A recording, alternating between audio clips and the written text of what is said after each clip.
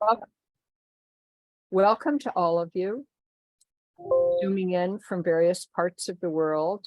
We're here to celebrate writers from the Art of Empathy online magazine. I'm Mary White, one of the co-chairs, and our other co-chair, Manoush Zomoradinia, will be joining us in a while. And Jane Chin Davidson, who's on the Wead board and also co-editor of the magazine. And Susan Leibowitz-Steinman will also be joining us. We're here to celebrate two authors from the recently published Wead Magazine, number 13, The Art of Empathy. Wead, Women Eco-Artist Dialogue, was founded in 1996 as a volunteer-run collective of women, female-identified visual artists, writers, curators, art historians, researchers, scientists, and others interested in highlighting the intersection of art and ecological issues. We'll start with the land acknowledgement. If you wish, please add your location and land acknowledgement in the chat. Wead's office sits on the territory of the Wichen, the ancestral and unceded land of the Chichonyo-speaking Ohlone people, the successors of the Verona land of Alameda County, near one of the largest shell mounds in the Bay Area. The land was and continues to be of great importance to the Muimak Ohlone tribe and other familiar descendants of the Verona band. We recognize the Muimak Ohlone tribe, who are campaigning to become federally recognized, the Association of Ramaytush Ohlone, who are researching, revitalizing, and preserving Ramaytush Ohlone history, and the Confederated Villages of Lejeune and the Socorite Land Trust, who are working to return native land back to Indigenous stewardship. A little Zoom housekeeping. We're recording this presentation. Please keep your audio muted during the presentation, and the co-hosts may mute you if there's extra noise. We had a little bit of an echo problem, but I hope we've resolved it. So be patient with us if that happens. If you have questions during the presentation, please put them in the chat for the questions section. And now I'd like to introduce Jane Chin Davidson, who will introduce our presenters. Thank you so much, Mary. I'm going to share screen right away here. I think it's this one.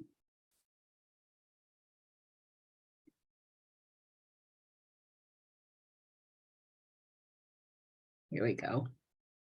It's my great pleasure to welcome you to our conversation with Dominique Mazeaud and Ruth Wallen as we continue our launch of Wead Magazine's issue on empathy. These are two of the esteemed artists who participated in our special issue. They've been contributors to performative work in environmental activism for quite a long time. And as a feminist art historian myself, working on performance, we're very fortunate to be able to hear from artists themselves to look at important historical and present-day works on environmental performance. We in the arts are often falling into the trap of what I call the capitalist modes of celebrity in our increasing digital existence. The actions of environmental artists brings us back to the senses of our true values as humans who have relationships with the environment. This was exhibited in Dominique Mazeaud's great cleansing of the Rio Grande, her spiritual and ritual process performed from 1987 to 1999, while Ruth Wallen's ongoing performative project, Walking with Trees, was begun over a decade ago. These are not instant media products, and we're looked today at the spiritual and ritual processes, which is a wonderful way to start our holidays off, I think. So let me briefly introduce Dominique and Ruth, whose extensive biographies are provided in the Eventbrite announcement for you to read further. Dominique Mazeaud was born in France, moving to the United States in 1967. After 10 years as a gallery director in New York, where she worked with likes of Robert Motherwell and Isumu Noguchi, Dominique's artistic quest for meaning in both life and art led her to explore performative and spiritual ways to connect with the environment. She moved to Santa Fe, New Mexico in 1987. The feminist theorist Susie Gablick once wrote that Mazeaud's project forces us to see the power operating in our cognitive and institutional structures.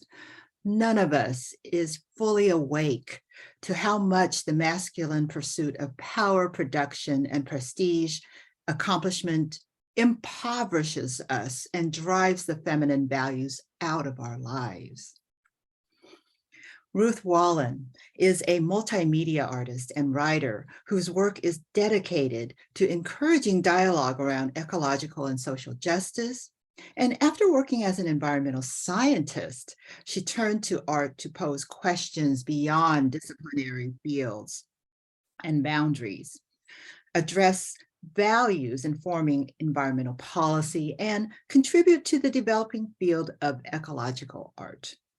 She creates interactive installations, nature walks, websites, art books, and performative lectures. Her critical writing addresses ecological art and race, gender, and visual culture. She is currently chair for the MFA IA in Interdisciplinary Arts program at Goddard College. And in Ruth's essay, The Stickiness of Touch for this special issue, she explained that she was exploring how Buddhist practice could inform work with ecological grief. This is a perspective that's really dear to my heart. I share in thinking about empathy. Ruth and Dominique will each be giving a brief presentation before we get into our conversation on what empathy means between human and non-human beings in relation to living ecologies. We hope to gain an understanding through performative, spiritual, and ritual practices. My own essay for the magazine was a review of an exhibition that I was fortunate to be involved with in another symposium, the Transitions and Transformations exhibition of the Personal Structures Collateral event at the 2022 Venice Biennale. This remarkable show, co-curated by artist Geraldine Andrzejek, posed questions related to empathy based on artists representing biological, environmental, and socio-political factors. What Andrzejek shows made clear to me was the frightening vulnerability of human and non-human life, in which Jerry's work focuses on in vitro epigenetic changes to DNA. The microscopic image visualizes the way that all life is connected and that all DNA is affected by environmental change in our late industrial life. And with that, I want to hand the mic over to Ruth, and she'll be presenting her work first, and she'll be followed by Dominique. Thank you so much for being here. I'm going to stop sharing and allow Ruth to share. Thank you.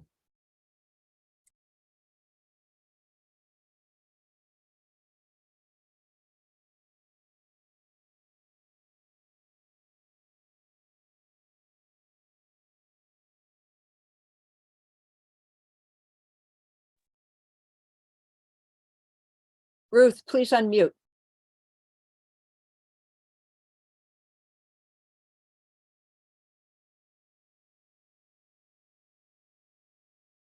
Okay, now, can you hear me? Yes. Yes, and you can see my screen. Yeah. Excellent. So welcome, everyone. Thank you for coming. I'm going to be talking about a large project, Walking with Trees, that I was asked to talk about, and the article that I wrote for the magazine is a part of that larger project. So I would also like to start. Let's see if this is not working. Okay, so I would also like to start by giving thanks to the Kumeyaay who have tended the lands where I started this project, where I walk most frequently for over a millennia. The Kumeyaay's ancestral home of both San Diego County and Baja California del Norte. So for over a decade, I've been walking with trees. I've walked in the aftermath of bark beetles, introduced boring beetles, drought, fire, all made worse by a changing climate. I walk in the aftermath of the cedar fire. This happened way back in 2003. This fire burned over 50% of the conifers, well over 50% of the conifers in San Diego County. It was only one of 3 fires burning in San Diego for a week, but that fire alone was the biggest fire in California until 2017, after which we've had the huge series of conflagrations. I also walk in the aftermath of the 2007 Witch Creek and Guajito fires that were also huge, and the introduction of the gold-spotted oak borer, which affects the coastal live oaks and other oaks that arrived in 2008. So you're seeing here Pine Creek. This is one of the areas that I walk the most frequently. It's called Pine Creek, or Pine Valley Creek, but it's actually just south of where the fire burned. There's very few creek pines here, but it was a resplendent grove of oaks that extends for miles and miles. It's just amazing, but you can see what's been happening to it. So as I started walking over a decade ago, I walked with a heavy heart. And I was wondering, why is nobody talking about what's happening to the trees? At first, I wondered, it felt as if the whole animal kingdom was grieving everyone but us. I mean, I read all these videos about how magpies would lay blades of grass atop their kin, or red foxes would bury their mates, or ducks would nestle the necks of a deceased next to them. And of course, the elephants who weep and bury their dead and visit the sites of their dead years later. But on the other hand, I read the work of Felipe Arias and others. He studied mourning rituals in the West for over 1,000 years. And he talks about death avoidance in Western culture in the 20th century, and how it's as if we've tried to banish death and push mourning rituals away from the public sphere. But in losing the ability to mourn, we also lose the ability to love. It's like a flattening of the soul. So my work started in this context of feeling that we live in a time of schizophrenic contradictions, in a culture that's trying to banish death, while at the same time scientists are warning of the 6th extinction. So here's a few other slides watching what happens in Pine Creek as I returned year after year. And I was invited to do an exhibition, which was the genesis of this project a decade ago at the Athenaeum Library for Music and Arts. And I titled that exhibition Cascading Memorials, as just my sense of what was happening. And I wanted to provide a public place for grief and also a public space to offer vision. You can see here that you could put leaves on the trees with visions for the future. Just in San Diego County alone, it was not just the oaks. This is Torrey pines, a tree that only grows along the coast in San Diego and a few islands off the coast further north. All the way to the mountains. This is in the Laguna Mountains that are east of the Cuyamacas, in the small area that didn't burn, but of course is impacted by bark beetles. So one other thing I should say, that if you notice the form of my work, from the beginning, I recorded what I was seeing photographically, which is really a way I've been working throughout most of my career, looking very closely at changes over time. And in this case, I chose the form of montage because I'm very suspicious of the sublime landscape, this kind of majestic, almost heroic, but I find very distancing form. And instead, with a montage, it's like a series of glimpses. And as I put these images together, I was trying to express the vibrancy of the whole. And it was really for me an offering, a way of giving thanks. I also wanted to share another aspect of my work, which is my work with scientists from the Scripps Institute of Oceanography, one of the leading institutions that studies climate change. And working in collaboration with them, I wanted to think of a way to visualize their models for the climate of the future. So I thought, tree rings. So what I did here is I took their data from 1950 to 2100. And I did a lot of research about which variable to use, but I chose soil moisture because soil moisture relates both precipitation and temperature, and both of which are important to tree growth.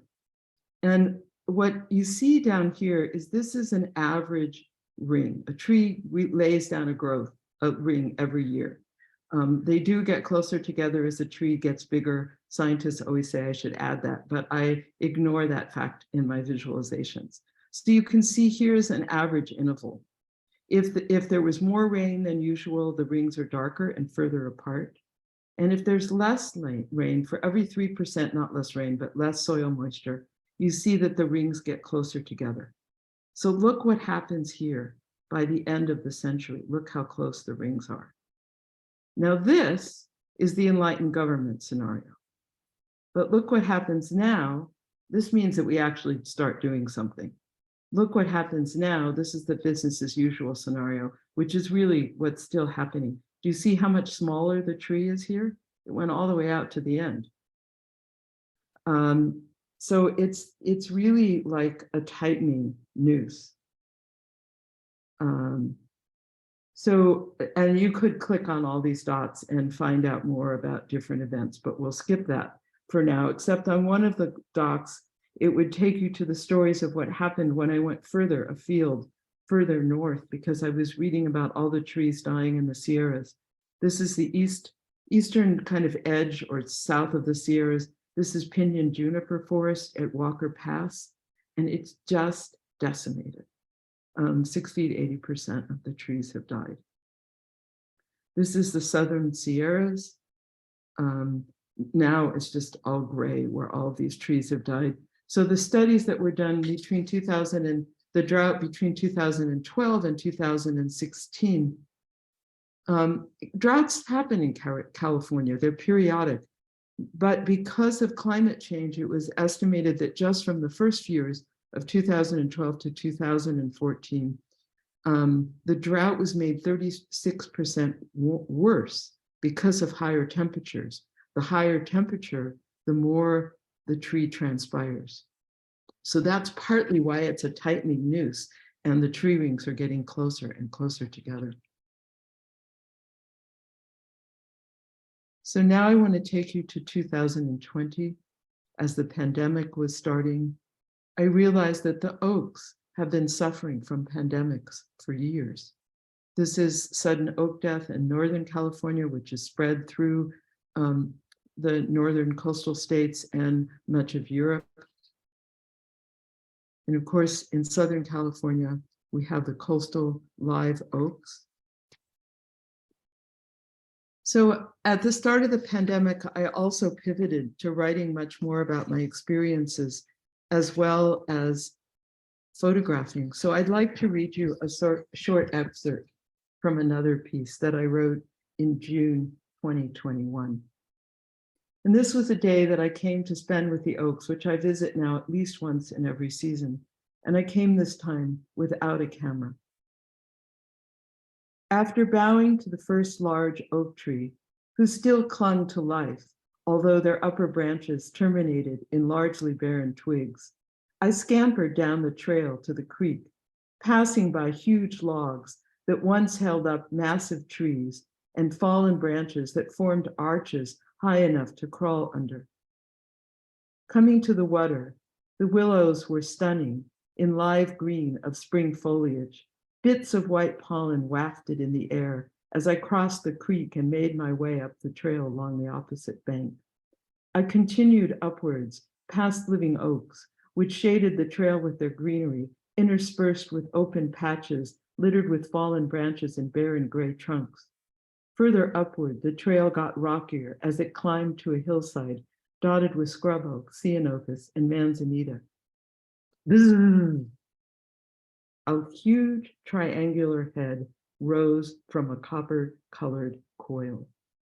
Do not pass. I quickly scurried back down the path, but the snake kept rattling for some time, encouraging my continued retreat. Quite some distance away, I stopped, pondering what to do. The cliff was very steep and covered in dense brush and poison oak. Foraging an alternate path was out of the question. If I went back, I would have to recross the creek and take the dirt-long road along the opposite bluff, and reaching the meadow would involve climbing down another steep, rocky cliff with the possibility of more snakes. So finally, I found a bit of shade under a small living oak, sat down, and began to breathe, looking out at the trail, a tall, bleached snag. All that was left of this oak tree was a single trunk that forked into two branches. A chipmunk peered over a rock, still for quite some time, listening, feeling. In contrast, my mind was so buffeted by fear that it was hard for me to be present. Would I be able to continue my journey? Had I waited long enough for the snake to slither away? Would it come after me? Mix fear with breath. Inhale. Feel the energy of the earth, body below. Exhale. Share my breath with all beings. The chipmunk remained, sensing the environment. Be still with the presence of the oaks. Who was I to think that I could just barrel down the trail without offering thanks, without preparing myself to enter? The barren trunk in front of me glistened in the hot sun. Slowly, my breath turned into song as I began a chant of rousing compassion. Sing with the dying oaks. The leaves along the top branches of a neighboring oak were also beginning to thin, a sure sign that they too had been infested by gold-spotted oak borer. I am so sorry. I am so sorry. Invasive grasses, cattle, guns, and firewood infected with oak borers. What are the gifts we have brought? Just whose stories are contained in this wheel? My grandfathers came to this country fleeing poverty and persecution. My father's father was the youngest of 9, his mother exhausted by the time of his birth. He came to the US shortly after his bar mitzvah. He lived until 96 or 98, no one knows for sure, whereas none of his brothers or sisters who remained in Russia survived the war. He changed his name to Rosen, thinking it was less Jewish, although all of his friends were Jews. They were interested in revolution and workers' rights, not in giving thanks to bread and wine or celebrating the Shabbat. Religion was the opiate of the masses. My explorations into Buddhist practice baffled him. Now I am left to wonder, what is the proper way to give thanks? What is the proper way to enter a sacred place?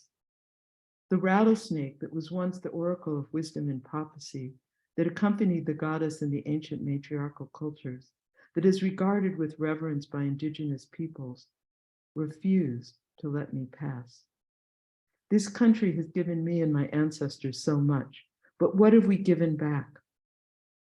I am so sorry. But sorrow isn't enough. Still shaken, I offered praise to the rattlesnake that had stopped me in my tracks. Thank you. Thank you for admonishing me to slow down, sit, and listen.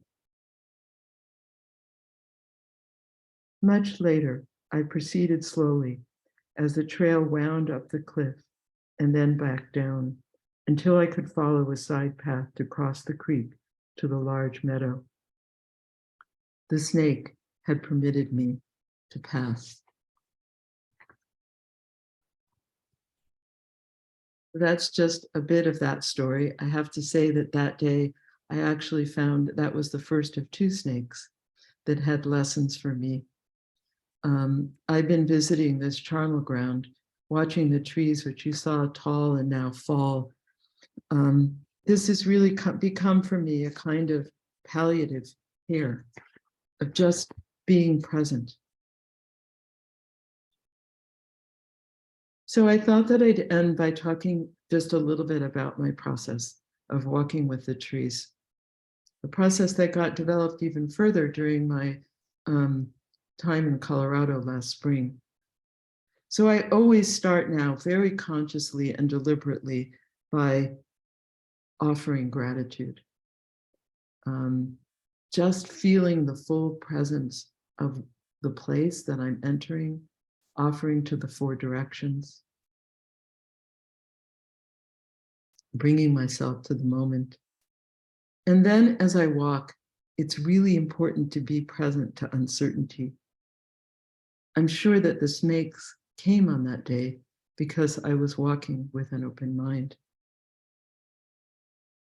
Then a central part of the practice, and I should say that this process borrows a lot from both the work of Johanna Macy and the 3 tenets of the Zen peacemakers. So from being present with uncertainty, seeing with fresh eyes, then bearing witness, being present to whatever happens. So again, it's allowing all of those feelings of grief that so often are shunted away, or maybe that's not what happened. And I'm moving now to Colorado. I'm not sharing much about the article I wrote. I assume that you can read it. But, I really had to ask myself, how can I be touched? What can I touch? How can one possibly feel what a tree feels? But it's important for us to recognize that a tree does feel. And how can we understand another?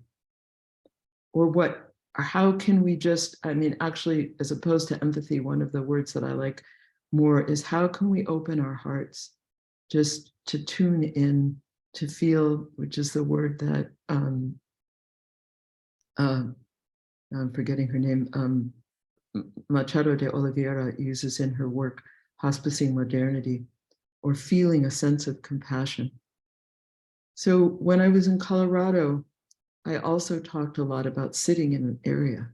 It was a small burn area. I did start bringing other people with me. And I felt like it was just a sense of how we could begin to practice, to open our hearts to compassion, to listen, to learn as we looked down on the city of Boulder about what the fire had to teach us, what it was teaching us about cleansing, about letting go. And also as the grass began to bloom or sprout a brilliant green, what it was also teaching us about rebirth and renewal. I titled the talk that I gave at the end of my time at Naropa, which had given me a fellowship to come to Colorado and was also the genesis of this work about the girdle tree. I titled that talk, Learning to Love in a Time of Great Fires. I shared an earlier version of the first 3 letters of the stickiness of touch that are in the article.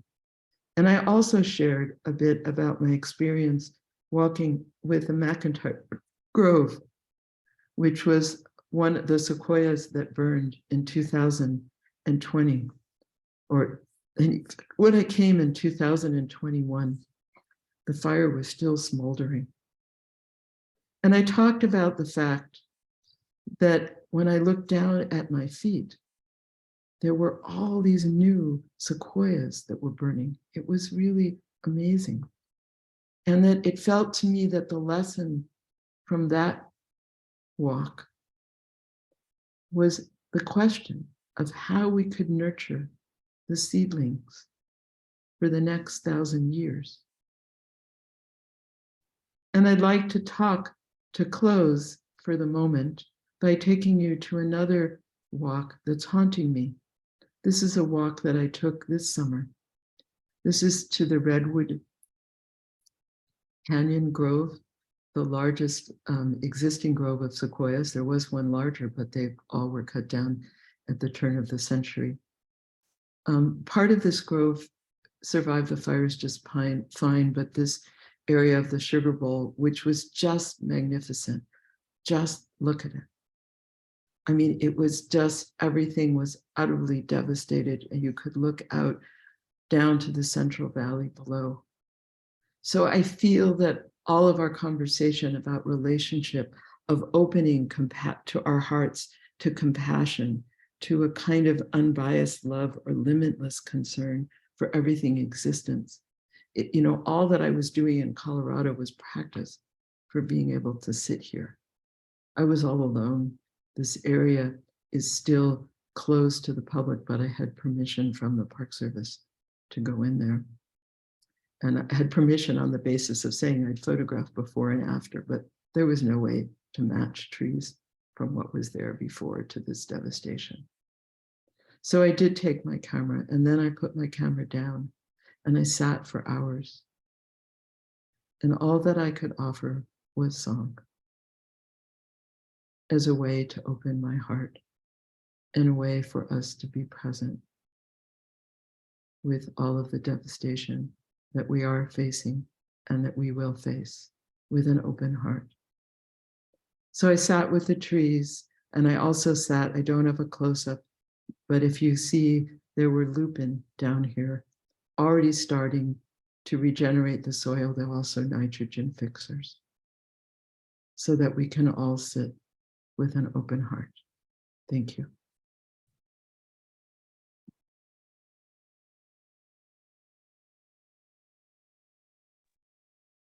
Thank you so much, Ruth. That was really beautiful. Really beautiful. I can't tell you how. And I'm going to hand the mic now over to Dominique, and I will stop talking because echo otherwise.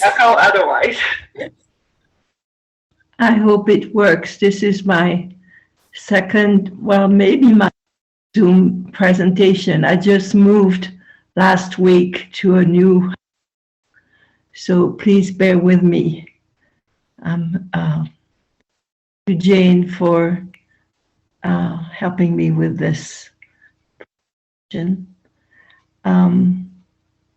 Anyway, I need to recognize I live in Santa Fe, and Santa Fe sits on Tewa land of beautiful people. There are many reservations. Unfortunately, that's what we around here, and the native presence is big and important to some of us, and more of us.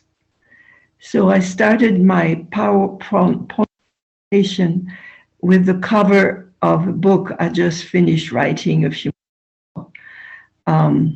And it's called The Heartist Secret. I'll tell you more about the artist later, but I chose it because the book on the cover is called 1,000 Arms of Compassion. And we talk a lot about empathy, but I know from our previous conversations, Ruth and I really like compassion.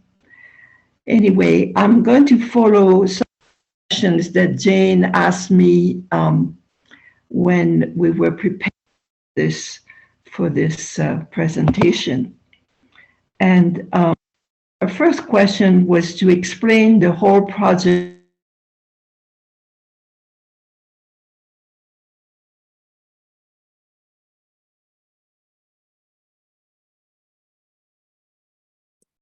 We've lost you, Dominique, so we didn't hear any of this.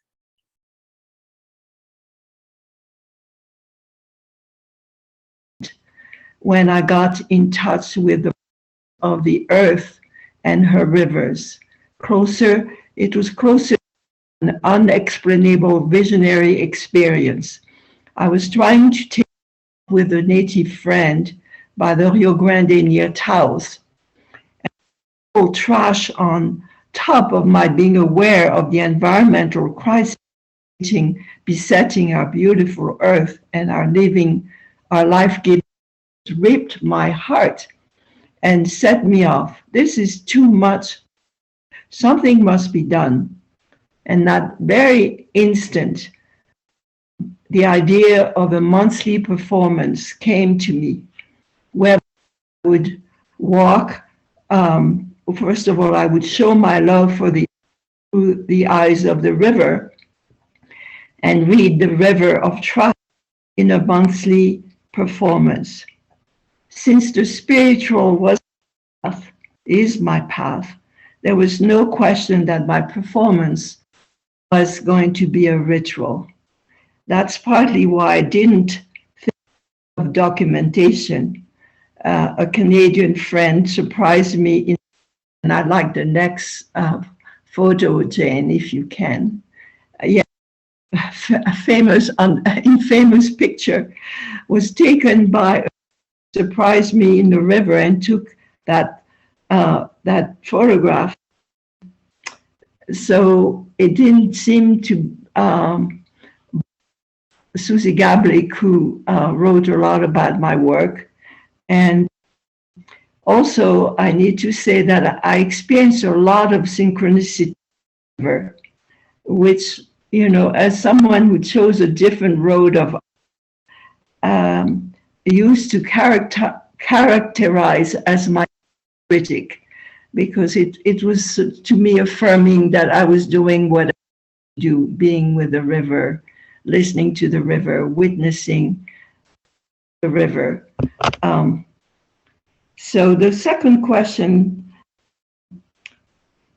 Jane asked was what it meant to spend a long period of time with the Rio Grande River. And repetition in ritual is key. It's very important. And 7 years of monthly visits. I know Jane in her introductions did it from 87 to 99. It was 87 to 94. So during those 7 years of monthly visits, I learned a lot about the river and of course about myself. To realize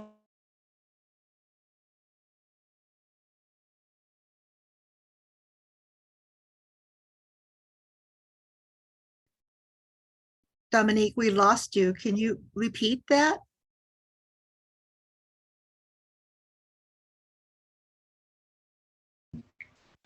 Also refer to my ritual performance as a pilgrimage.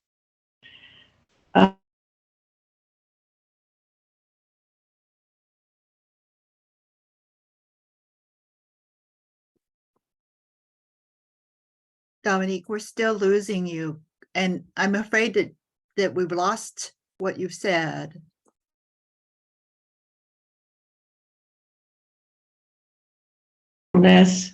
And roughness, etc.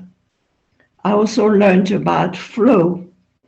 Even though you need to know that I started my actual in the Santa Fe River, which is a tributary to the river, the Rio Grande. In those days, I didn't have a car. I was there for 5.5 years with a bicycle. So I couldn't have gotten to Grande, which by road was about 34 miles. And so,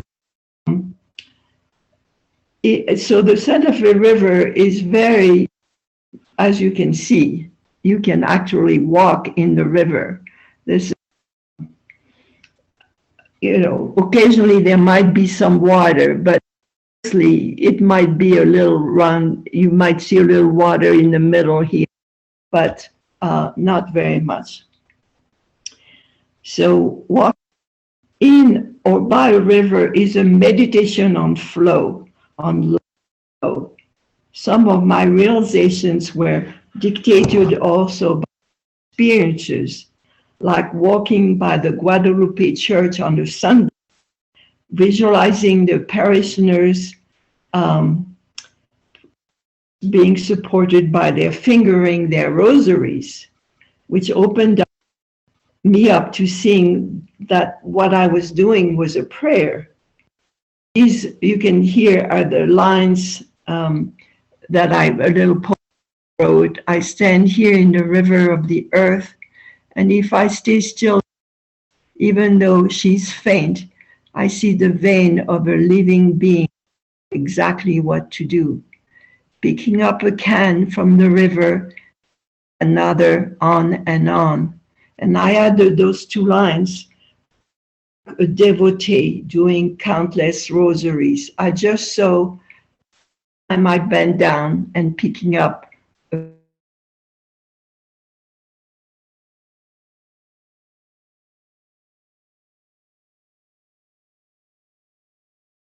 Dominique, we've lost you again.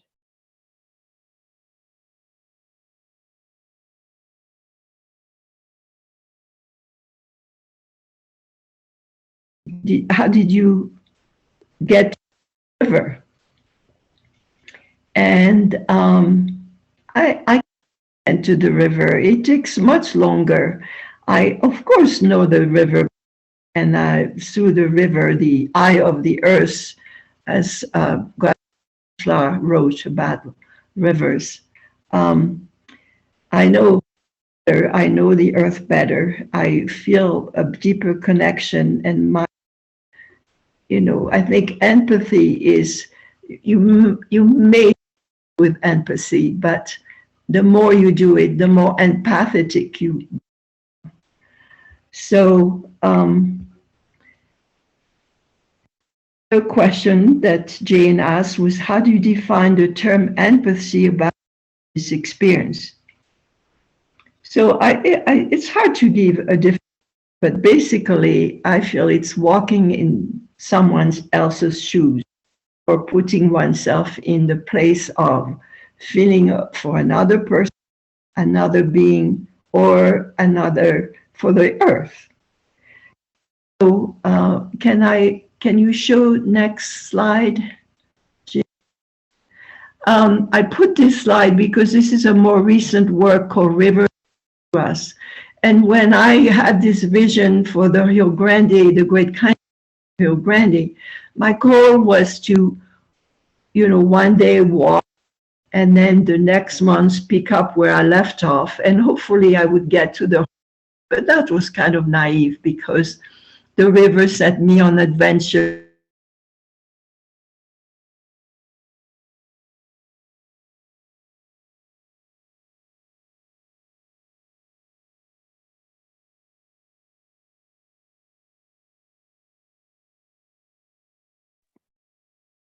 Dominique, sorry, but we've lost you again. Really a great river. And this friend, Bob, contacted me and asked me to do a project to call The Rivers Run Through Us. And for the project, I was able to get to the Rio Grande, and the way I did it, and this is Valerie Martinez, a wonderful poet from Albuquerque, and myself. And the reason we have these eclipse classes, it happened to be, we had chosen these dates not knowing us there would be an eclipse of the sun. So what we did as a first gesture, or a first part of our project, we walked the whole length of the river. And our Santa Fe River had been identified as the most endangered river by the national organization, American River. So the lack of water was a very sorry thing. And but you can still, even a river without water, you can really, as I may have said before, understand you can get the flow, feel connected with the whole, because rivers are connected. Some of them are, and you can visualize this network of light, around the earth. And it's a really beautiful meditation river, and then you Santa Fe River, you think of the Rio Grande, and you think of other rivers, and you know that it's a beautiful network of light around the earth. So let's see what the next slide brings us. Oh yeah, this is when, how do you know work is finished? For me, it's very organic. And one year in 94 or 93, the river, for some extraordinary reason, got much more water. So it was really hard to walk in the Santa Fe River. It gave me the signal of moving on and doing another work and being more with people, because it was kind of in the river by myself, although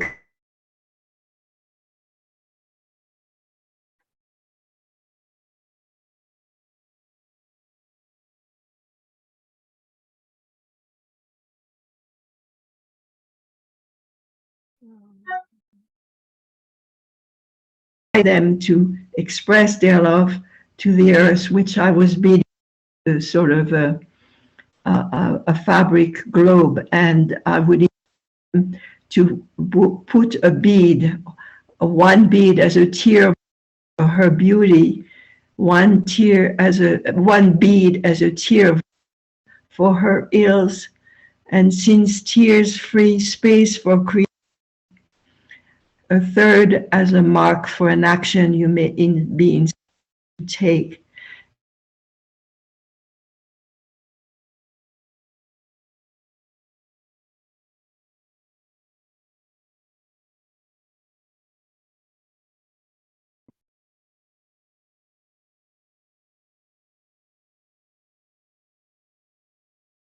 Love and and their sorrow if they felt that way. Let's move to the next slide. And I put this slide again because this title, the 1,000 Arms of Compassion, and which I did with 4 branches that I in my rivers, in my walks. And a photograph of the Tibetan Bodhisattva compassion, Avalokiteshvara. And Kiteshvara is often represented, it's hard to see in this picture, but you can see all these little things here are hands of compassion. And that represents that the Bodhisattva of compassion stays, around until all suffering is alleviated.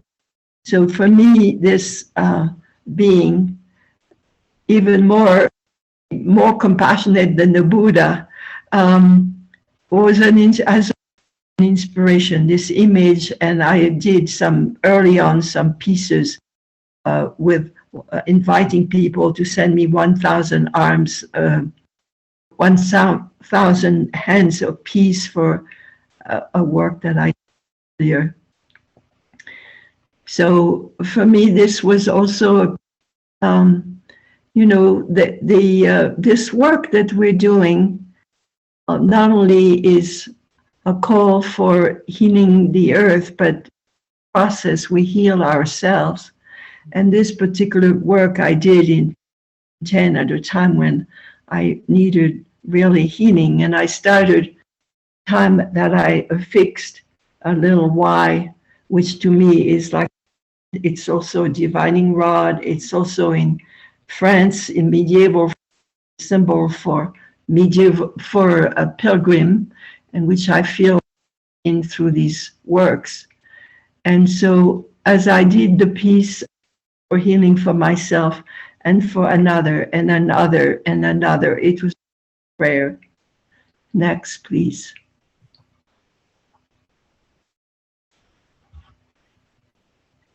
Next. Yeah. This was, listen, the well ceremonial. And the idea is that eventually we will only see whales through pictures like this is the picture of a blue from a book by Jean-Jacques Cousteau. And this again work was an amazing synchronicity, because I so much that when I became a citizen in 1988 or 89, I would change my name without much ado. My middle initials, my names were changed to Gazelle, who I love, and who I love. And I feel so sad about our animals, leaving our planet because of what we're doing.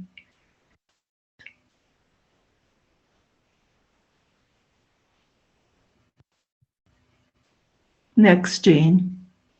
Yeah, I this work because even though it's no longer and I should look at the time. Please, Jane, let me know when it's time to finish. Yes, we have about 4 minutes. 4 minutes. Okay. I included this work because a lot of my work is about peace, and many years I came across a quote by Thomas Berry, which has changed my attitude and reinforced my understanding of the totality of life. To me, at the time, saying that I was saying that I was working in two separate directions, doing art for the earth and doing art for the cause of peace. Quote, peace might well be understood primarily in terms of earth. This is not simply Pax Romana or Pax Humana, but Pax Gaia, the peace of earth, from the ancient name for the planet. We can understand, he goes, this piece of earth, however, only if we understand that it is a single community composed of all its geological, biological, and human components. The piece of earth is divisible. In this context, the nations have a referent themselves for resolving their difficulties. We wish we got there, or our leaders got there. So, and this piece is The Tears of the World, and it was 10 years after we started the Gulf War, and I was so heartbroken about this war that I did this piece for a week in freezing weather, actually my Tears of the World in my bowl. And again, this was a very profound piece. And let's see if I have chance for one more. Yes, I did another Tears of the World, which was for a little Iraqi sister, deep dark eyes, your little red shoes, you're suffering, no words. Anyway, I think I will stop. It's really hard for me to talk. I'm extremely moving and mourning my partner, so forgive me. I loved what Ruth said, and I feel very much keen, especially the 4 principles that she mentioned at the end of her presentation. Thank you, Ruth, for making it so. Thank you, Dominique. That was really lovely. And Ruth, thank you to you. Really just so perfect for our holiday season. I'm going to stop sharing this and go back to our slide. And we talked a little bit together before this. Wait, I totally lost that slide. We talked a little bit together about the way that empathy is really a spiritual construction in many ways. I mean, we talked about that in getting ready for this event. And I think that we're so scared of spirituality right now. We have been for quite a while because it could be politically manipulated for so easily. I wonder if we could think about or talk about, and here I pose the question to you guys, is empathy part of the artistic practice in which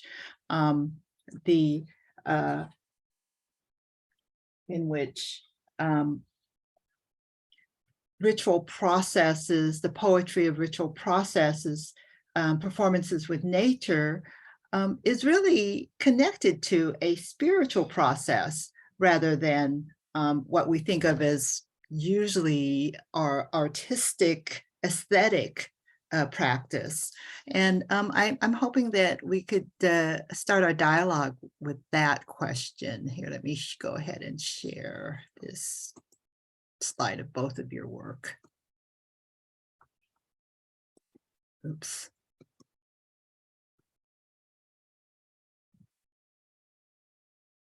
Okay, I'm not doing a good job here sharing. Here, okay. Yes, so I think that what Dominique has really brought to the fore is this sense of spirituality, and I wonder if you could talk about that a little bit. I'm gonna. And when I stop talking, I have to mute so that someone else can talk. But yes, Dominique, you left off with the notion. Oh, you want me? Well, I know the word spiritual when, in our circle of artists, sometimes people are very, don't like the word. But what is a spiritual world? It's a world of one. It's a world of reunion, reuniting what we have separated. And many of the artists who are in our group are working with science, are working with city officials, are working in with other fields. So to me, it's a work going toward that oneness that we all dream, this interconnected world that we are discovering and hopefully will become more real. Maybe Ruth has something to say. Well, I can jump in. I actually want to take us first back. And Dominique, thank you so much for your talk. I'm sorry that we missed little pieces of it, but it's really wonderful to hear about your work.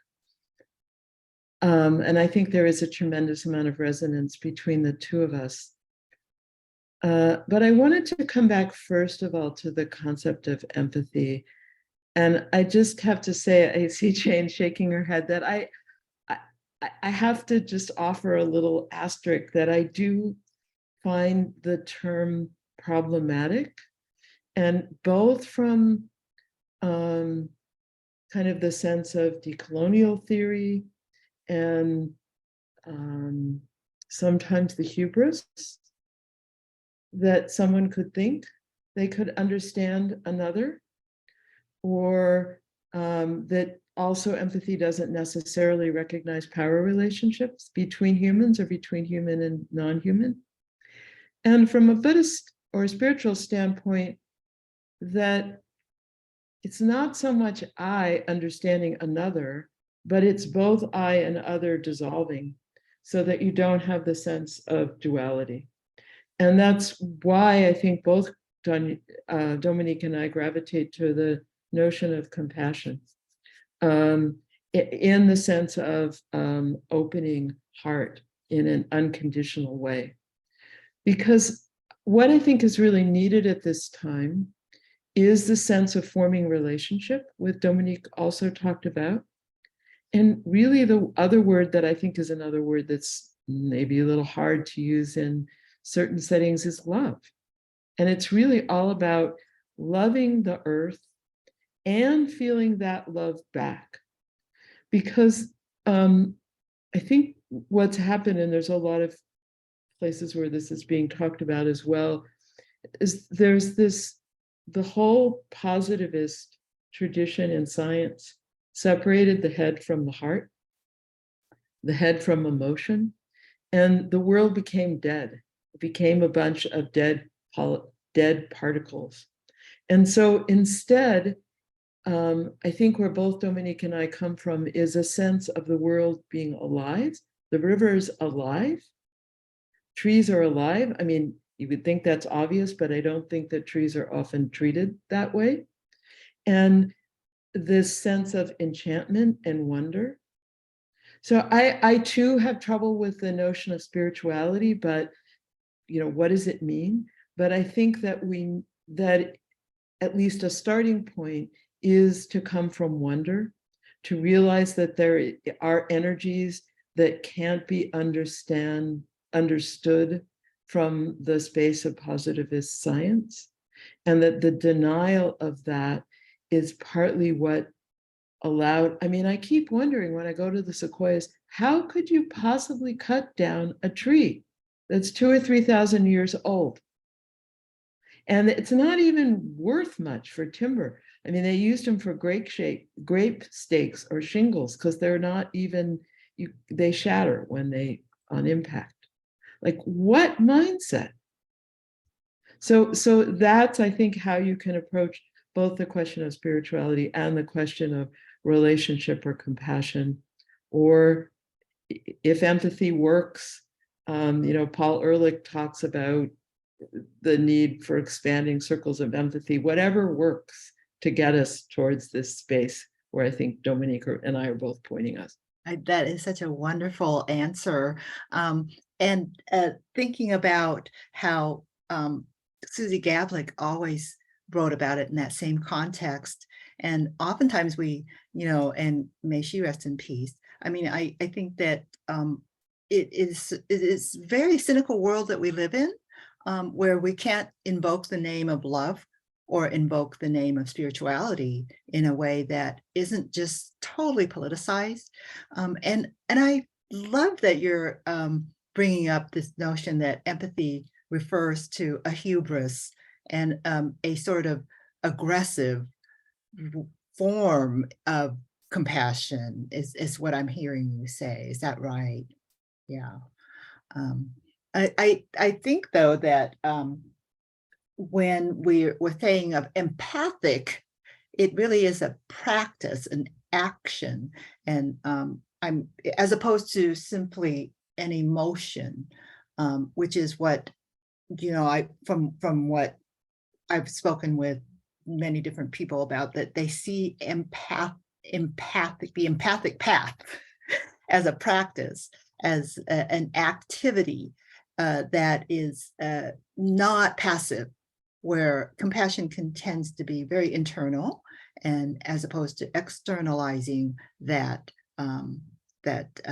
that move towards doing something with your emotion, should we say.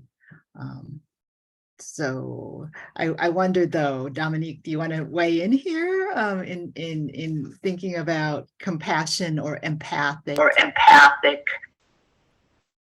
Well, I think that to me, compassion and feeling for someone, but first of all, people can sympathy, which is a different thing, but compassion, you feel for someone, but you really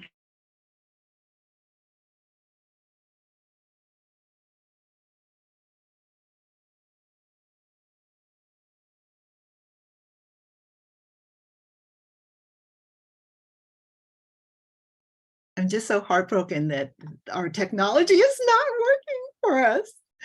of feeling, or has something to add.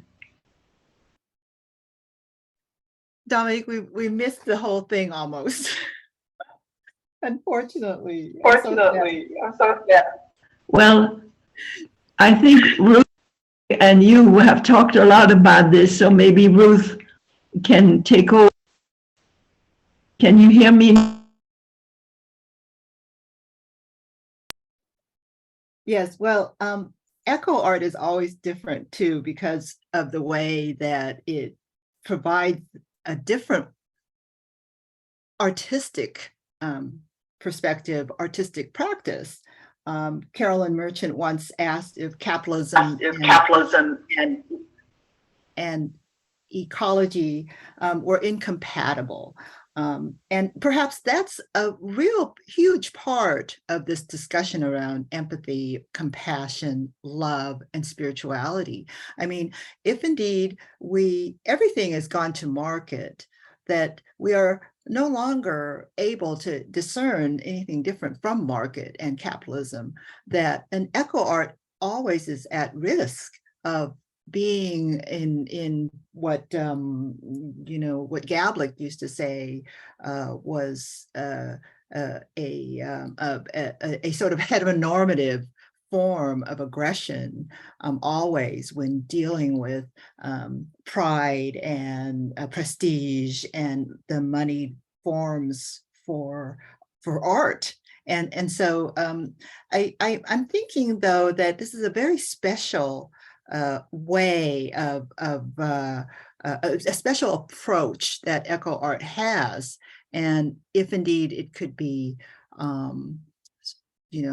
fostered with that very genuine love, spirituality, empathy approach, that is, I just still might be very difficult to convince some of our colleagues. And I'm really, we've got some great people in the audience. I'm hoping that they can chime in here too. But what do you think, Ruth?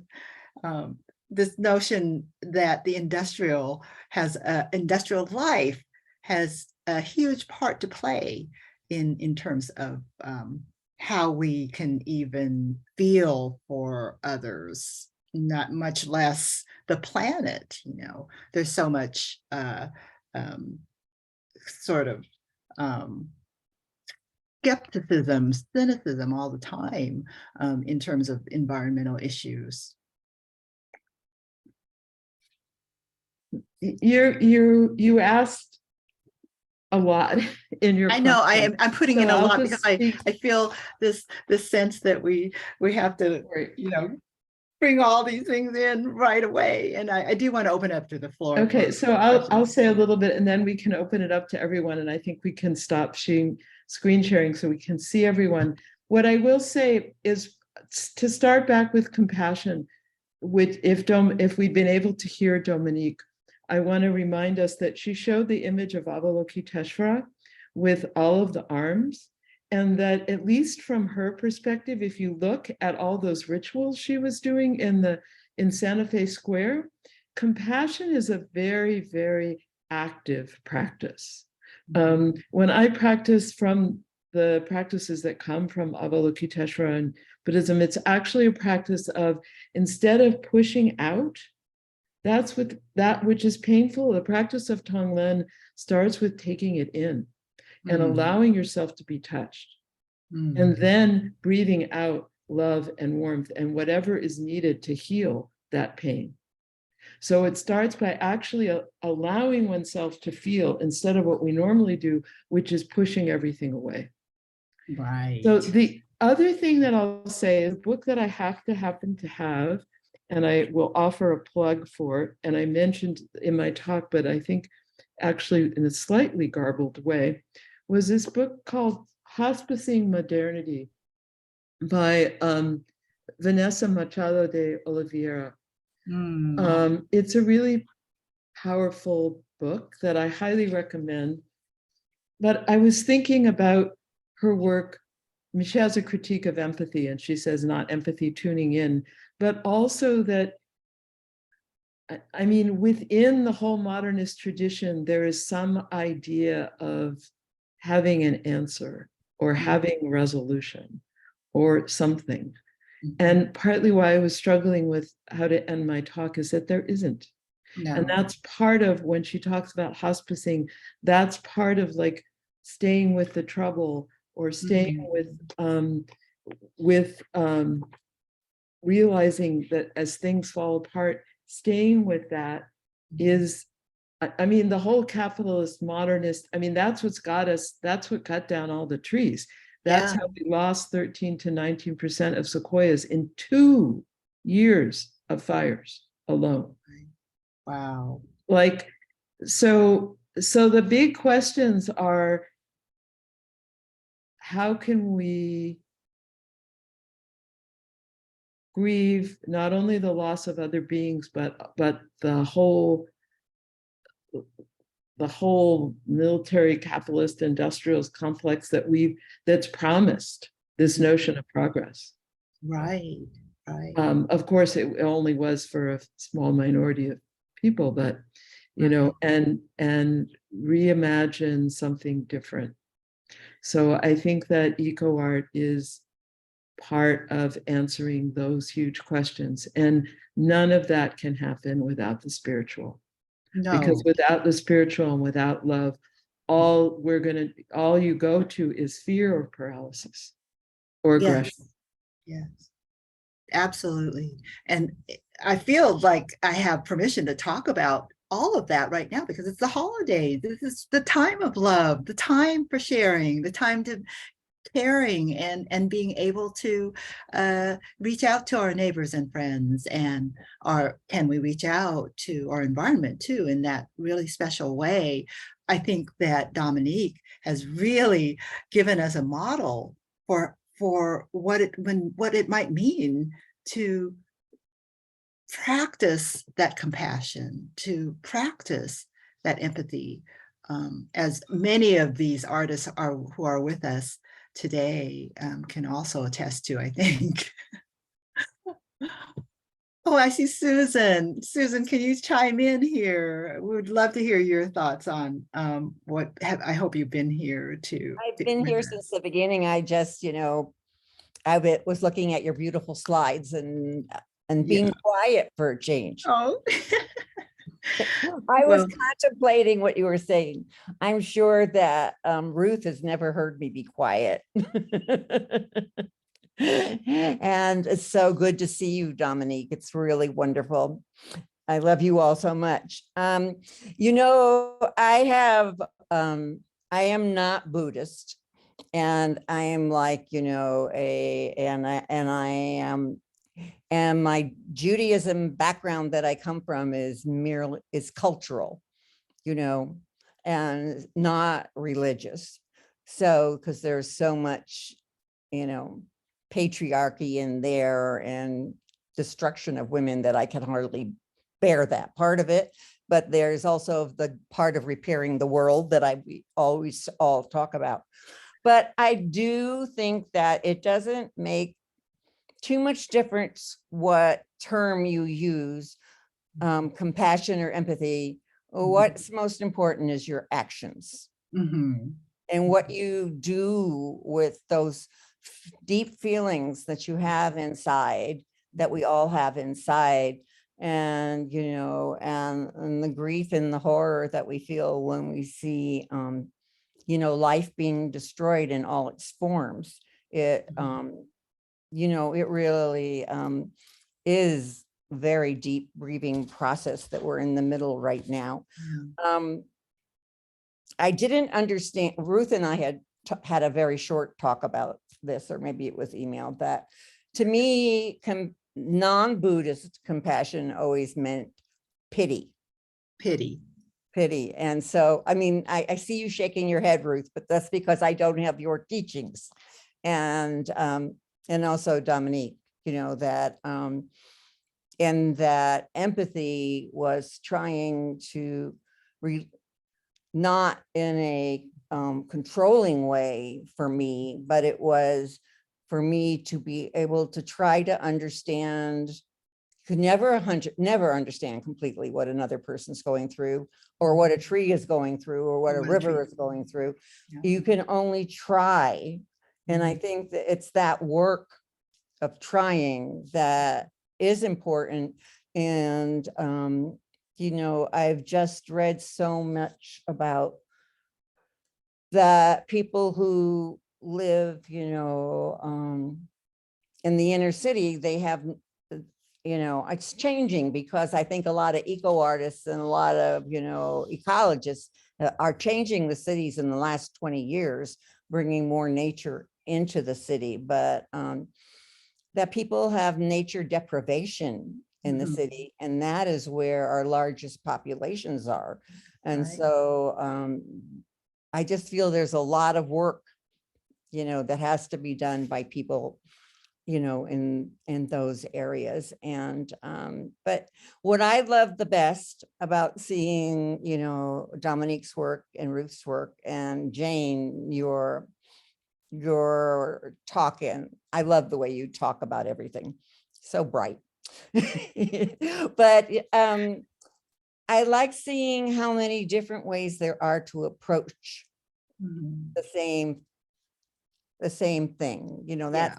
That's what I used to like about teaching, where you would give an assignment and you would get back, 20 different, ways of looking at the same assignment. To me, that is one of the miracles of life that I really love. And I think that we need everybody's approach. I think that we do all have to love the earth, otherwise we won't try to save it. And I do think love is an important word, and it has been, commercialized beyond belief. It's like, who even knows what love is anymore, much less Exactly. empathy or compassion.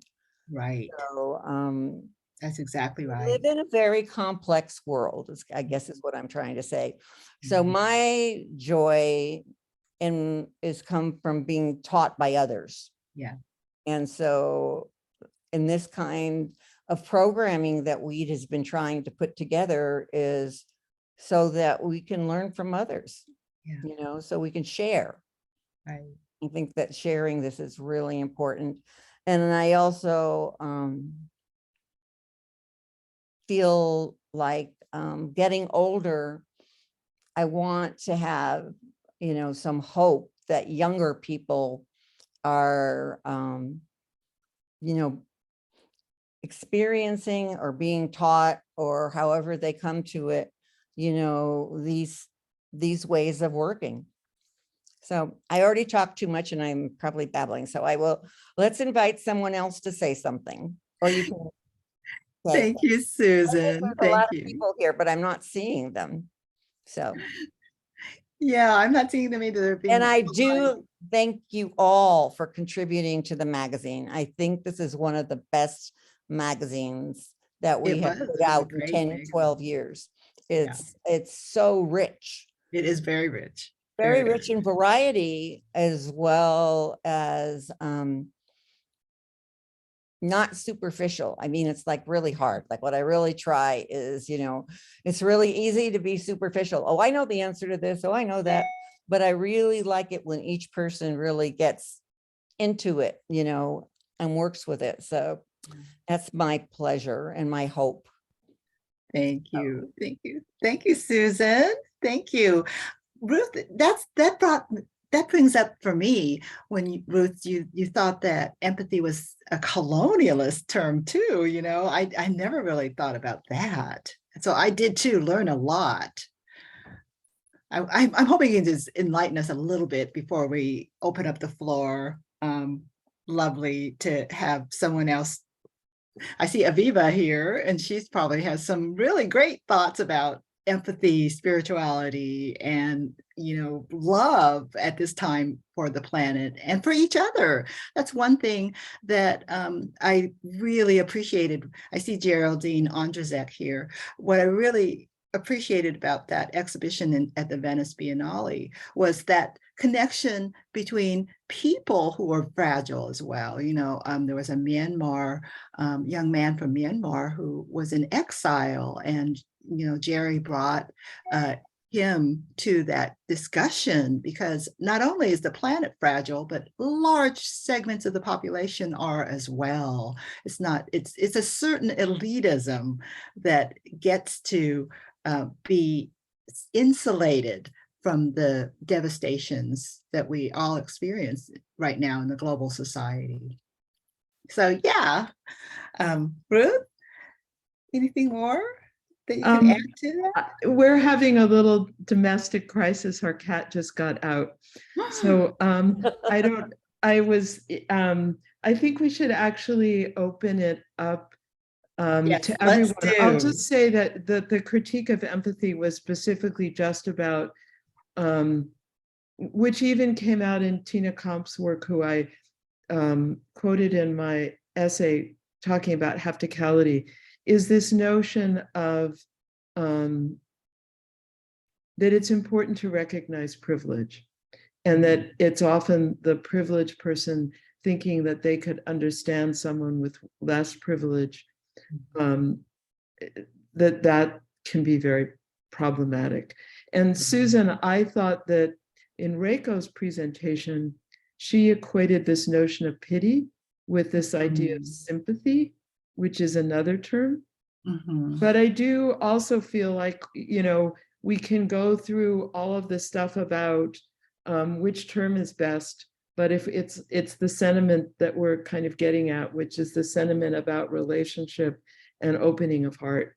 Yeah. But yet it is important to be sensitive Mhm. to these other issues, like the problematics of pity or the problematics of privilege or the sense of Mhm. separation and self and other, but yet wanting to work with recognizing how those dualities push us apart. So they're all kind of paradoxical terms. So Thank let's you. hear from some of the. Yes, and I see Aviva wrote in the chat, empathy, learn to pronounce noun, the ability to understand and share the feelings another. He has a total lack of empathy for anybody. Compassion, learn to pronounce noun, sympathetic, pity, concern for the sufferings or misfortunes of others. The victim should be treated with compassion. And then indigenous people speak of reciprocity. Can you just share with us? I would love to. I really, really enjoyed both presentations. I appreciated how much joy and love through the grief there was in both of your work. And I'm so grateful to have had a chance to view it thoughtfully. Thank you so much. And I do have a few points to add to the conversation. One of them is that one of the warnings I was given by Indigenous people about how to talk to them was ask first about our family. And they do not mean their children. Right. They mean everybody and everything who shares their habitat. Just a few things in random order. Some of the etymological meanings of the words we're talking about go back to medieval times, and the meaning of words like pity and mercy are obedience. None of the things we're talking about, they're about fealty to an authority. And one of the things that I found really, I don't know what to say, maybe sad about this issue of how we extract from habitat is that the Romans complained that people were devastating the hillsides, clear cutting the hillsides to build in the Roman Empire, long before the Age of Enlightenment. Isn't that something? So there's something really fundamental that we have to deal with here. The other thing that I think you were both talking about implicitly is something that's already there, which is the physics of relationships, in which we are all agents. Everything is an agent. But what really is happening is the relationships between all these agents, which are actually in constant flux. And there are two things about that. One is that those concepts from physics are actually very corollary to the concept of the tree of life in Kabbalah. Mm, mm, And that if you go back to this issue of who is our family, that mhm. in indigenous circles, that is totally spiritual. That is totally spiritual. So we've gone off the deep end someplace, We have. but this stuff is all there Mhm. and has always been there, and it's still accessible to us all. And I guess those are some of the things that came to mind as I was listening to you guys. Thank you That was again. wonderful. That is so wonderful. I mean, really, I think that we're just afraid to talk about it in the way that we all have been talking about it today in this. Oh, I have to add one more thing. I'm sorry. Yes. I love to quote this thing because it's so meaningful. In the King James Bible, the translators talked about dominion over the earth. I repeat this over and over and over again. It's a mistranslation from the Aramaic. Wow. The Aramaic was, you have responsibility Mhm. to everything on earth. Right. I think the closest translation would be husbandry. I retranslated as housekeeping. Wow. But it was King James and the nobles that wrote changed that it. Bible and put in the word dominion. Domination. Oh, God. Thank you for that. That is excellent. I'm going to for sure remember that little tidbit. That's really fantastic. Talk about patriarchal. Let's see if someone else has some questions here. That was wonderful. Thank you, Aviva. I see that, let's see. Oh, well, you know, we have such an illustrious group of people here. I'm just, here's a new message. Set the record straight, says Phyllis. Yeah. Agree with Beth and Annie too. Ruth and Dominique, valuable needed dialogue. Yes. To reconnect to nature in a spiritual way. I see that Geraldine is here, Geraldine Andrzejek here. I'm going to put her on the spot and ask her to talk about how spirituality works in biological ways, because she is like really getting into the deep on DNA and how we all are connected on a cellular level, and how we replicate as on a, you know, and our DNA is the same.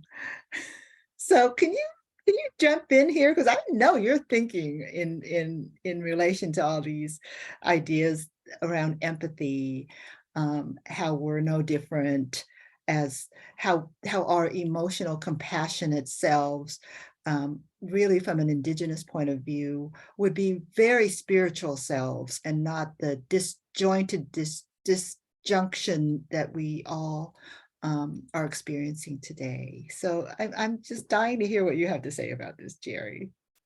Hi, Jane. Thank you so much for the talk and just doing this. I'm so moved. I'm really emotionally moved in writing a lot of notes and taking notes from what everybody has to say. Doing that exhibition was so important because I have been so moved by the human beings. I think Susan said, teaching, you have 20 different responses to your assignment. And that exhibition was very much like that. And it emphasized this idea that each human being is unique. And my deep dive into genetics has really, it's been revelatory because Yes. each one of us is a completely unique organism, as is everything on the earth. Every cell, everything's made from this cellular situation. I just finished reading Mukherjee's The Song of the Cell, which is a beautiful, beautiful book that is so inspiring. And, I think this whole paradigm shift that's going on right now from, really looking at science from the left brain, from this analytical point of view, is happening. If you listen to him, and what he's really saying is that he understands that this is absolute magic. And we're looking at magic, and we understand a lot about our uniqueness, but not everything. And we never really can, because of the system of genetics and how, when our chromosomes split, there's no way of telling how they'll rewind. There's never any way of telling. So this kind of, we're always going to have to turn to the spiritual. Yeah. And, also this chance operations. And I just love the fact that,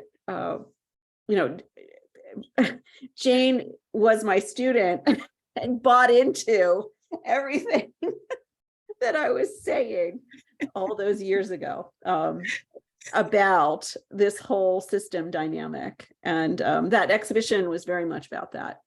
That's fabulous. Yeah. Thank you so much. Thank you, Jerry, for everything, for teaching me. I mean, we all I don't think I taught you, together. Jane. You're your own thing, but you bought into some of what I was saying. And I remember we were talking about feminism, and nobody else in the class, because they were all teen.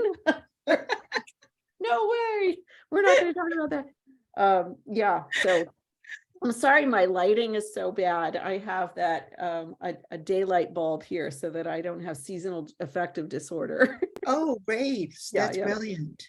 That's And, brilliant. yeah, but what a beautiful event that you've put together here. So thank you for inviting me, and thank you for doing it. Thank you for sharing that. Thank you. Phyllis, you have your hand up. I do. I guess that, because Ruth has talked about this a lot, but when I read your essay and I saw the photo of the girded tree, it stopped my heart, literally. I mean, I lost it. Me too. Oh my It was God. like, oh my God, what? I know. And then you talked about it. It was almost like, is this a mistake? Yeah. And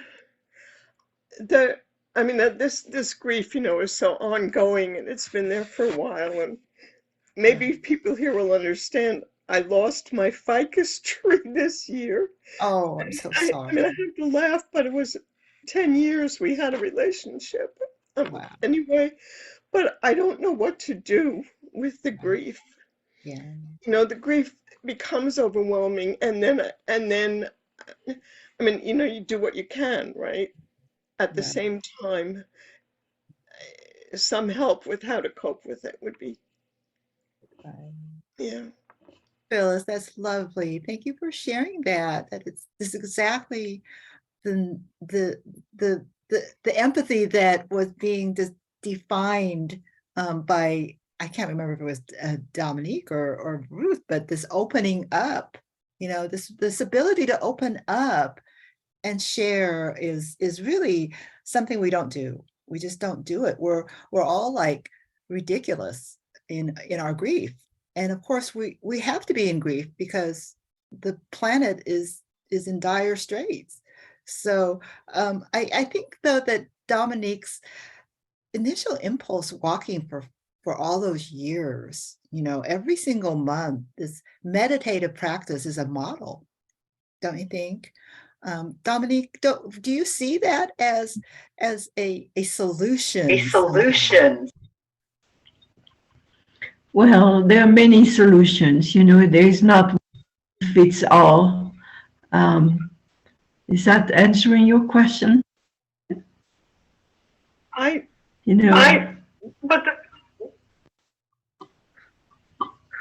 What? It's not to make it go away. I don't think that's possible. But it's how to engage in a helpful way. I mean, just the idea of bugs. Well, I love, Ruth, your comment about hubris.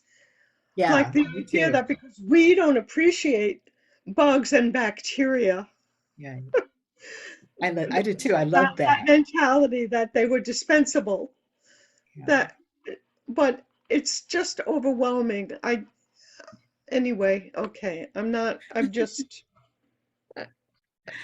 I really appreciate what you're saying, Phyllis. And you are in Boulder, aren't you?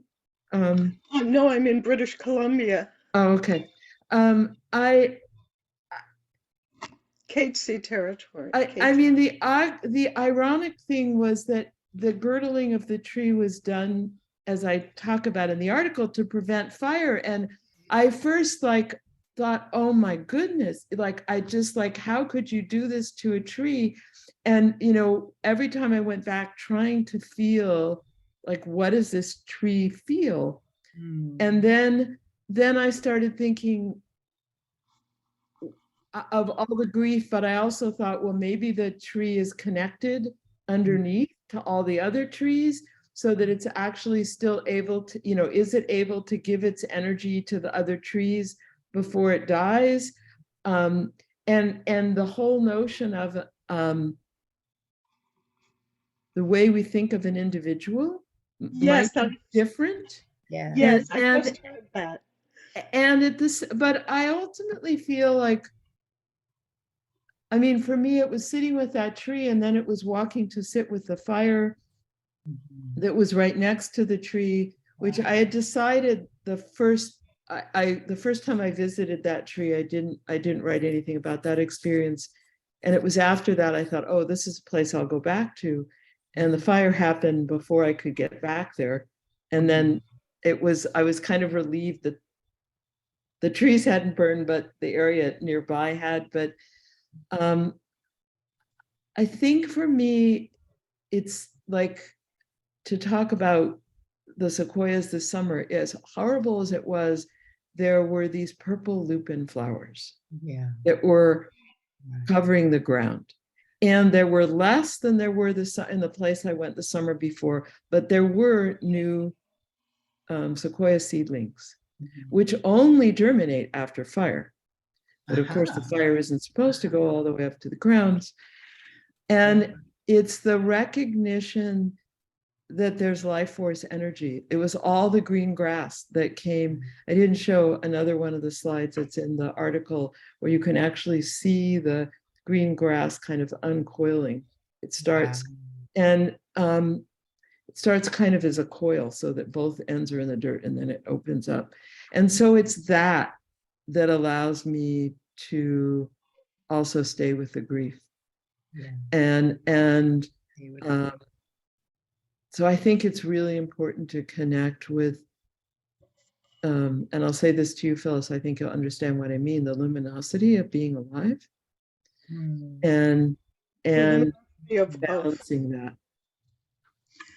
Well, Ruth, what I really got from what you said is, if I come from my perspective of this very precious notion of individual being,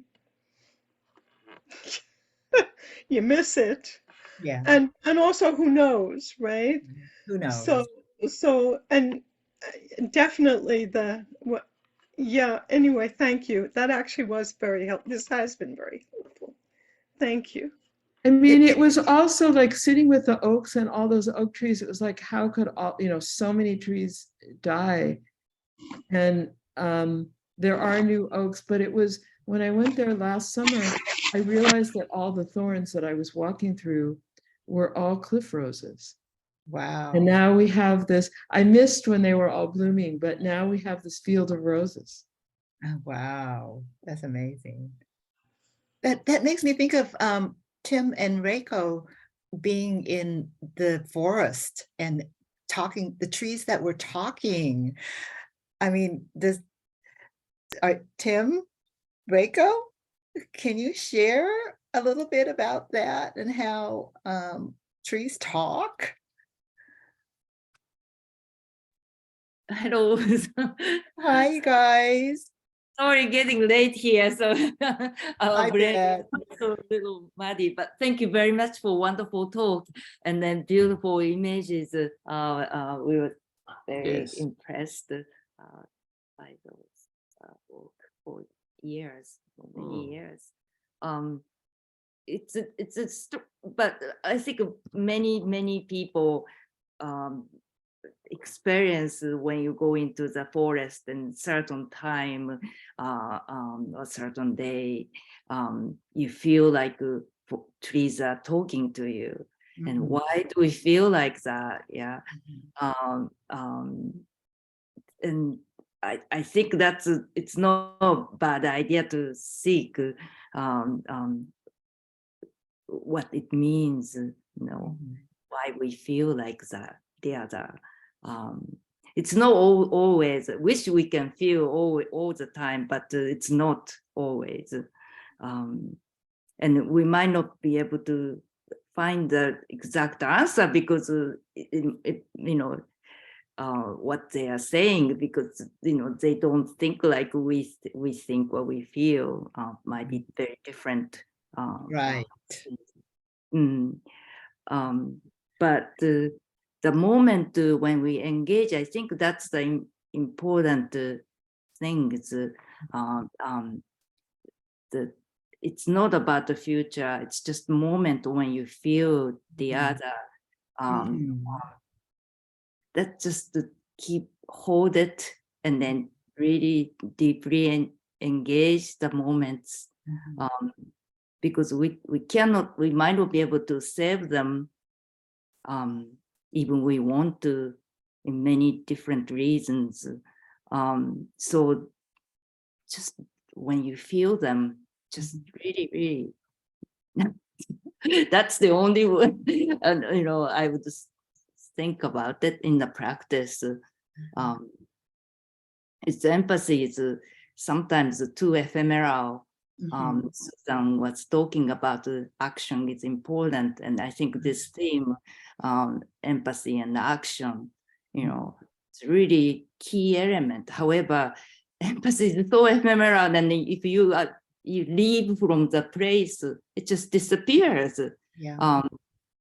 And that's a problem.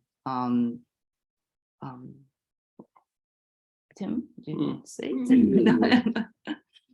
I think Reiko says it best. That is beautiful. Yeah. I mean, it is, that's a Buddhist practice too, right there, isn't it? It's like in the moment and how you feel in the moment, because that's all you have. You have nothing more. You can't even think about the future, really. You only have that moment, right?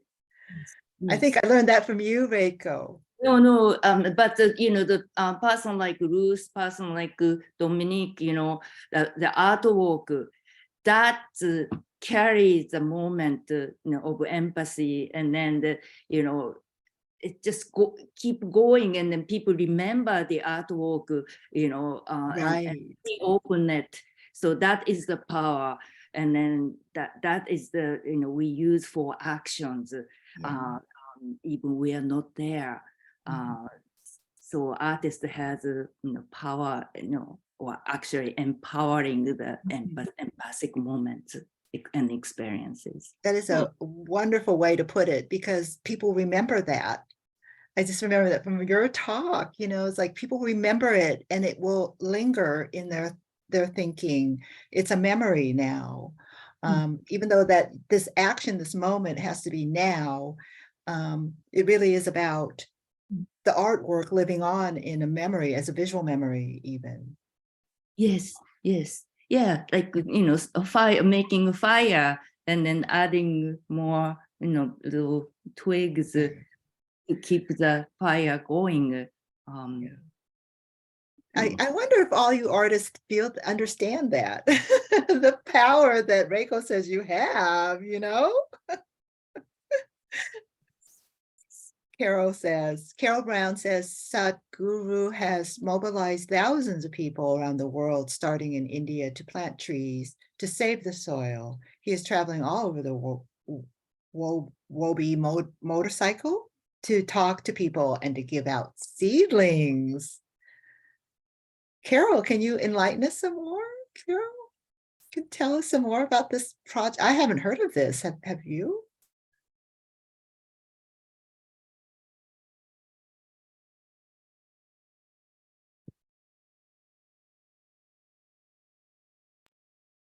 thousands of people around the world starting independent trees. And I'm thinking also of that wonderful African woman who started the forest movement, the green belt movement. Wangari Maathai. Yes, Matai. That's been fantastic too. Hi, Carol, here I am. Okay. you muted yourself. There you go. Okay. Hi. This is a very interesting guy who started this huge movement. And I just started hearing about him a couple of days ago. And he has mobilized thousands and thousands of people to plant trees, to save the soil. And he started in India. In India. In India, he has, and this, I'm sorry, because this is taking us a little away from the subject, but when we got to trees, I thought, oh, I got to say something about the trees. He's got people planting the trees. Along with this, along with planting all the trees, he's teaching women how to sew and do other things. He's feeding all the people. He's bringing the untouchables into the projects. He's doing all this other stuff there. But he himself now, he has a big center in Tennessee. He's traveling by motorcycle. I think he's in the United States now. He's traveling all over by motorcycle, handing out trees for people to plant, so that people will save the soil. Yeah. So teaching people, kids and everybody else, how to plant the trees and how to care for them. So it's not an artwork, but it is a fantastic work. It is wonderful. That is wonderful. Yeah. Anyway, thank you, Dominique, and I'm sorry, Ruth, for your talks. They were absolutely wonderful. Thank you. Weren't they wonderful? Super. Thank you. Yes. And we have a couple more minutes. So Sant, I see you've shown up here and I feel you're going to tell us something wonderful because No, I've been here the whole time, just listening to this very beautiful and engaging conversation. So thank you, everyone, for that. I just wanted Carol to know that, there are numerous individuals who are doing incredible work to reforest our planet. And I put the name of one of the organizations that I support, which is Eden Reforestation Project. They've planted almost 1 billion trees at this point, and they're here in Southern California, and they're planting trees all over the world. And they're also they're teaching people how to basically how to do this, and therefore they're employing them. So people who, in communities all over the world have become foresters and are living great lives doing that. So I just thought I'd mention that. But I also wanted to, I'm glad that Ruth, that just recently in this conversation, you brought up how you saw the regeneration of the forests, because fire, we talk so, generally we talk so negatively about fire, but fire is really important for the regeneration of nature. And there's so many trees like sequoia, ponderosa pines, and redwoods that without fire, they don't propagate. And also, that fire has all of these healing qualities as well as destructive qualities. And so, and I think when I talk to Indigenous members of the community, they remind me that they too, they purposely burn areas. Right. And they purposely cut down trees, and they and that stewarding forests is not about leaving them totally alone. It's about the fact that we have a relationship. We have this synchronistic symbiotic relationship with trees, that they need us and we need them. And one of the things that I love is Gerald Clark, who is a wonderful Kauai artist here in the desert. He was giving a talk, I think it was at the Palm Springs Art Museum or someplace about a year ago. And I asked him a question, and he reminded me that in the Kauai language, there's no word for nature, because nature is, they don't see nature as something separate. That and I just love that idea. It's just a reminder that we're nature. So it's all one, right? And I had never heard that before, that there was no, me neither. there's no word, at least in that specific indigenous language. And in Kauai, there's no word for nature. And I thought that was just amazing. Oh, what do we have there? This is a book called Where There Is No Name for Art. So what we're talking about this is written by several of the tribes here in New Mexico. So when you're talking about not having a word for nature, there also is no word for art in a lot of the tribes.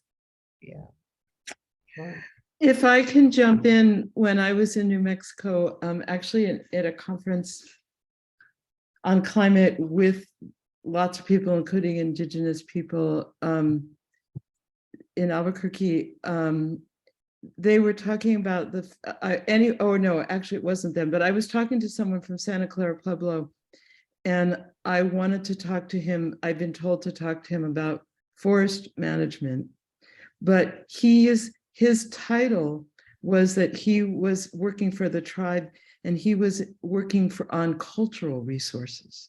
And again, we would think of, we make that separation, those of us who are not indigenous. Culture and nature, yes. Right. And but I also wanted to speak to what Sant said. I mean, in my essay, I talk a whole lot about fire management, and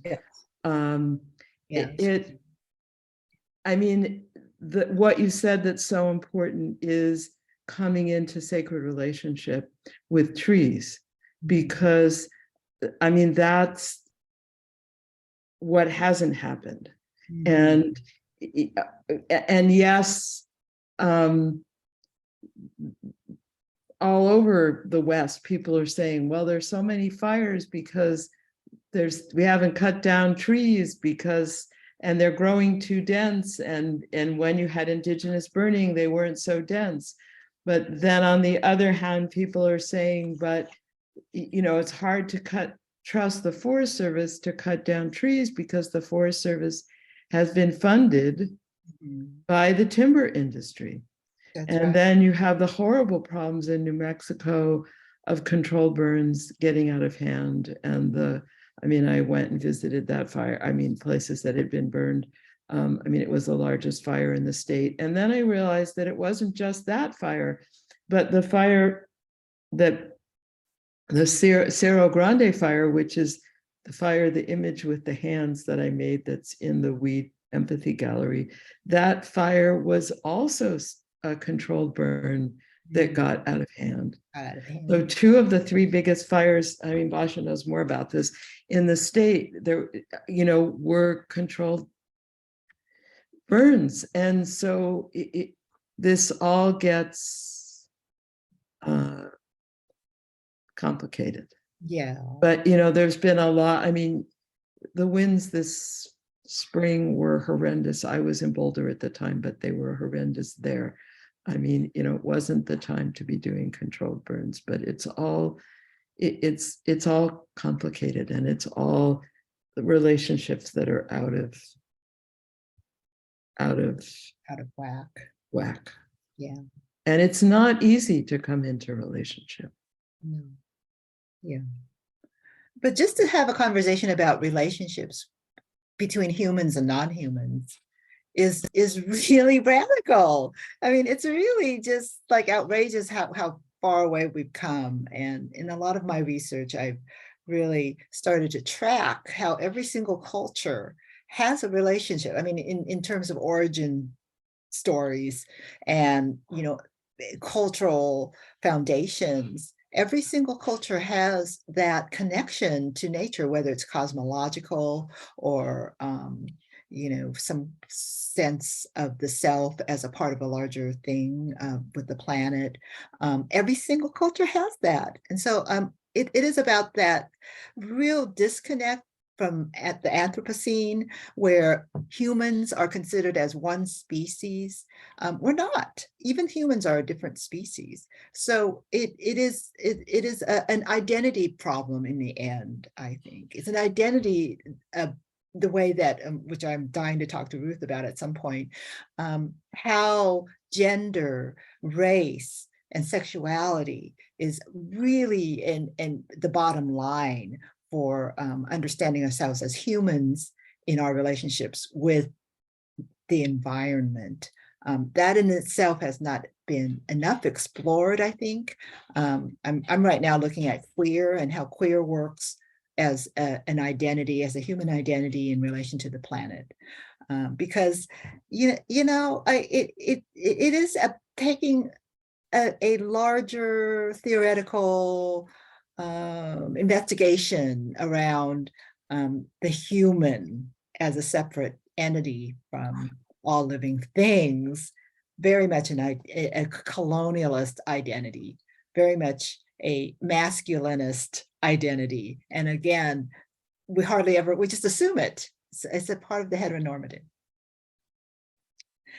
And I'm going to leave that right there. It's 5:57. Thank you so much, everyone, for coming. And thank you so much, Dominique, for showing up. I know this has been a tough time for you. You had to move and just coming in the midst of all that big change for you. Thank you very much for coming. And Ruth, very much appreciate you so much. Your talk was fantastic, and so was Dominique's. But with that, I'm going to say goodbye and let. Before you say goodbye, I think what Susan wanted to say, which has been put in the chat, something of putting in a plug for donating. Okay, yes. And I was going to hand it over to all of Mary you for and putting Susan this on. for any Do you want to final chime in, thoughts. or Mary? Yes, I'd just love to chime in for a minute. Well, thank you all. It was fascinating. I just wanted to say that we're in the midst of spending $6,000 to redo our artist directory so that it actually works more quickly, and we have better search engine. And we've already paid out the money, but we'd love any donations towards that so we can recoup our prudent reserve. And so please think about us before the end of the year if you'd like to make a donation to Wead. Thank you. Back to Jane. All right. Susan, do you have any final words? Any final thoughts before we go? All right. Well, with that, thank you. No, I was only thinking of two things. Malvina Reynolds, "The Grass Grows Back Through the Crack in the Sidewalk," one of my favorite childhood songs. And my love for volcanoes. I travel everywhere I can to see another volcano. And, and everything, it's like a forest fire. Everything grows back after the volcano is done, seemingly covering up the soil so you'll never see it again. But it's not true. All these other things are just like amazing that grow up all around the lava. So yeah, life will abide. It's what we need to do to make it better. That's all. Right. And thank you all so much for contributing to the magazine and for contributing your, great hearts and great intellect. I love you all, and I just depend on you to teach me more things. So thank you. Me too. I depend on you all to teach me more things too. Thank you. And thank you, Jane. Thank you. All right. Take Okay, good we'll care. stop the recording. Take good care. Have a happy